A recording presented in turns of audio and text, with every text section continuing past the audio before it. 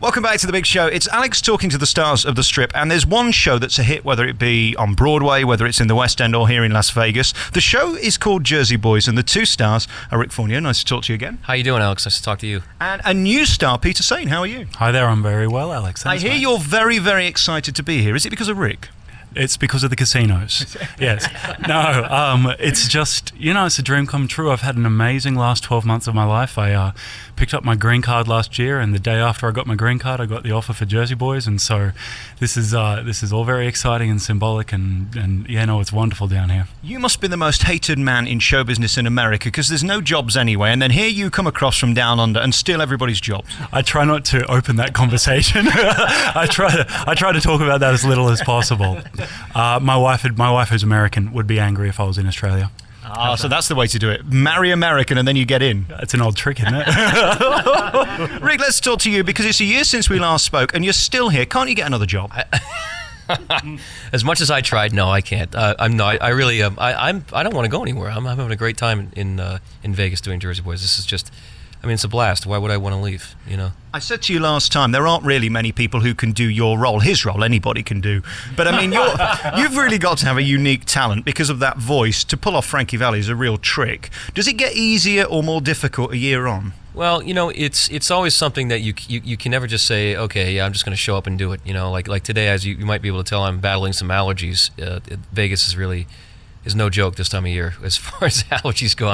I'm sneezing, I'm coughing, but it's great. It's one of those roles that why I think I've done it so long is that it's so challenging, it's so demanding, and it demands so much attention and so much respect from as an artist that there's always something new to find out, something new to discover, both vocally and acting wise. And I think that's what keeps me coming back. I think the thing about Jersey Boys is it's not a silly show like We Will Rock You or Mamma Mia. It's actually got a really hard-hitting story. It's not really for the kids, is it?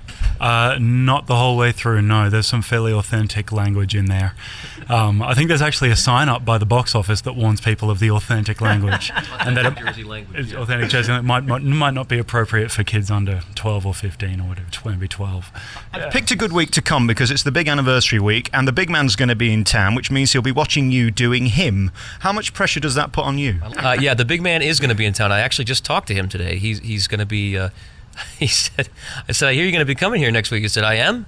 He said, oh yeah, that's right. He's got 9,000 different things going on. He's still touring. He's still he's still doing it at his age. It's unbelievable. But we're all excited about him coming, and I can't wait to see him again. It's going to be, we haven't had a thing like this since we opened here a couple of years ago. So it's going to be fun to see those guys again and have them on stage, and I can't wait. Is it strange for you to know that he knows you?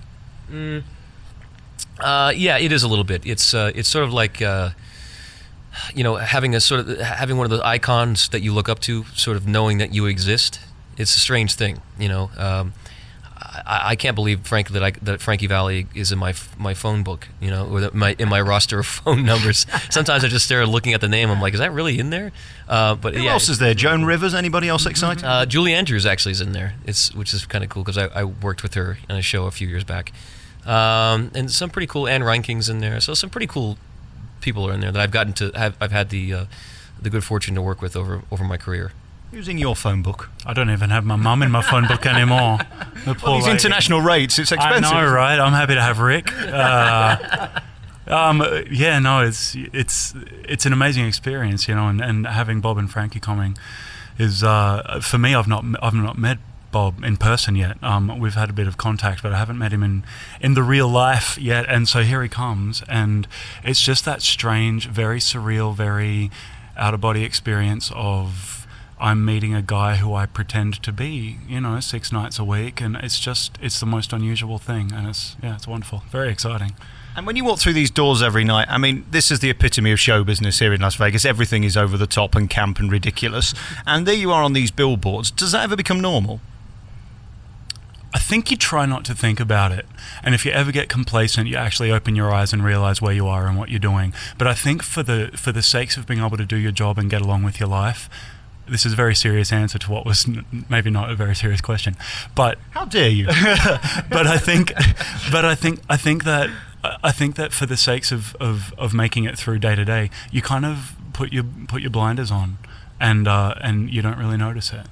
Yeah. Is it still a thrill to be here and to see the magnificence of Vegas? Because despite the economy, it's still full in the casino tonight. The show's still selling out, and you're doing two a night. Let's face it, they'd chop the shows down if you weren't selling out, because there's no point wasting your time, is there? Absolutely, no, or their money. More to the point. No, it's doing fantastic, and it is a thrill. You know, I drive in from the south side of Vegas and along the I-15, and you see the casinos as you're driving past, and every single day you pinch yourself as you're driving into work. It's a good thing. And you mentioned earlier your wife. Do you still speak to her, or is it just all about the green card? It was just all about the green card. She actually had to change back about a week ago. No, she's good. I love my beautiful wife, Harriet. Yes. All right, let's ask some serious questions about this show and why it's here. Yeah, let's do like a Larry King thing. Okay. I could do with being married about 9 times. Can you do a Larry King voice? That's interesting, because you can go deep as well as high. I can go deep and go low like this, and I go, I like this. And it's kind of weird. Tell me about this show and why it's still here, because let's face it, musicals and Vegas really haven't gone together so well in the past. Well, you know, I hear that from a lot of people, and especially a lot of industry people in Vegas, and they say, well, you know, Broadway is, Jersey Boys is really one of the examples of the only Broadway show that's made it in Vegas. And I don't really think that's true. I mean, Mamma Mia had a lot of success here. Lion King's having a lot of success here. I know that there was Phantom. Phantom obviously has a lot of success here. So those are examples of other shows that do well. I think they're the shows that don't do so well, or for some reason just don't connect with the people in Las Vegas. Las Vegas tends to take a while. It took us a while. It took us at least a year to really settle in Vegas and for people to figure out what this show was about and to say, oh yeah, Jersey Boys, and it's a brand name. Now it's a brand name. When we first got here, people didn't know what Jersey Boys was. It took a while to catch on. And I think that's just the nature of Las Vegas. It's interesting as well when we look at you, because you've been really successful throughout your career and you're the star of this show. Your name's on the tin, basically. Have you ever considered going to a bigger gig, maybe playing a giraffe in The Lion King or something like that? You know, a long time ago, I auditioned for one of the hyenas. Did you? Ed the hyena. And I'm still waiting for a call. All right, let's talk about the show itself. The story is basically of two men who get together and write some songs. It doesn't all go so well. Some end up in jail. But in the end, we're left with some great music. Is that basically it in a nutshell? That's almost how I'd say it, yeah. That's pretty good. With a few more swear words thrown in, yeah. There's a few more swear words. How do we describe what is called authentic language? Authentic, I like that. Authentic Jersey language. Yeah. It's authentic. It must be shocking to somebody like you from down under. I mean, you're far classier than this kind of riff-raff language, aren't you? I can't pull that off on this interview. No, I can't. I dare say your listeners are not going to assume that I'm that classy. And thank you for not wearing shorts as well. This is very rare. That's all right. I do. I left my flip-flops at home as well. Didn't bring his dingo in either. It's not easy. Everyone gangs up on me here, and I don't like it. You can't blame them, really. Why you? Why are you sat here? I mean, I joked earlier that it was all about getting the green card, marrying the wife, and then getting rid of her as quick as possible. But they could have picked anybody. What makes you so special? I am learning that as I go along. But what I'm learning now is that the people who cast this show know more than I do, basically. Every week that goes by, I learn something more about Bob, the real Bob, or Bob the character, who are two very similar but slightly different entities.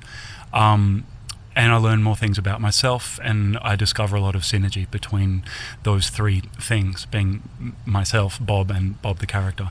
And it just proves every week I find something and I'm blown away. I saw this show when I was in New York a couple of years ago, and by that stage it had won the Tony Awards, and I went in to see it with my girlfriend at the time, now wife. And we saw it, and as you do as an actor, you keep one eye out to see if there are any roles in the show that you could do.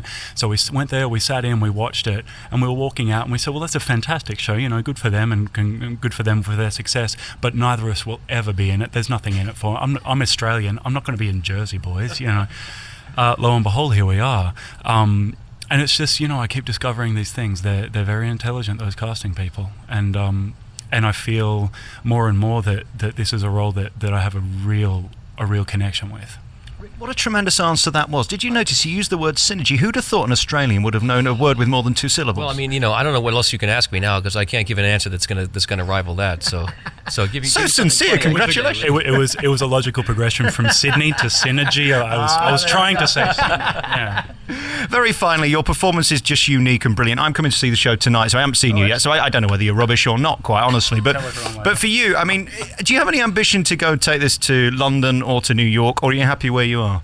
Well, I mean, the question you have to ask the producers if they want me to go to London. I go wherever they tell me to go. Basically, that's why I ended up in Las Vegas. But I have to say, I really enjoy being in Las Vegas, and I'm blessed with doing this show as well as doing a one-man show outside of the show. So I'm very fortunate to be doing what I'm doing, and to have people that are interested in what I'm doing. And I frankly, I don't want to try to. If it happens one day, then that would be great. If I was to go back to Broadway or to the West End. But if it doesn't, I've had a fantastic time doing what I'm doing. Rick, we were talking earlier about your allergies, yet your ego is so enormous. As well as doing 17 shows a week with this, you've got your own show now. Why do you need to do that?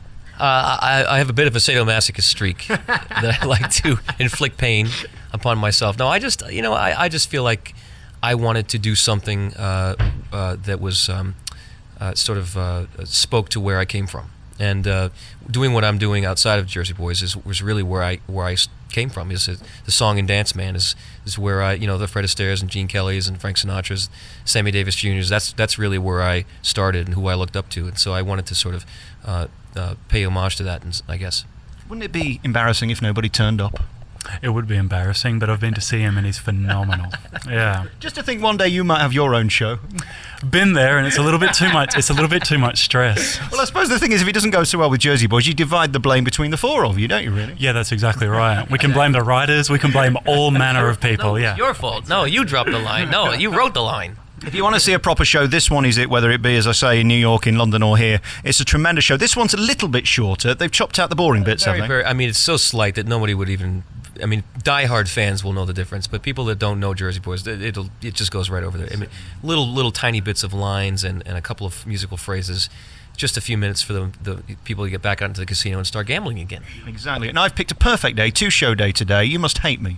No, it's fantastic. It's fantastic. It keeps us interested. Reminds me of what I'm doing here. Congratulations to both of you. Two phenomenal talents. Well, I mean, you are. I don't know about him. Good luck with your one-man show. Yes, in about an hour. Good luck with the show tonight, and thanks for talking to us. Cheers, guys. Thanks for your time, Thanks very much. Thanks.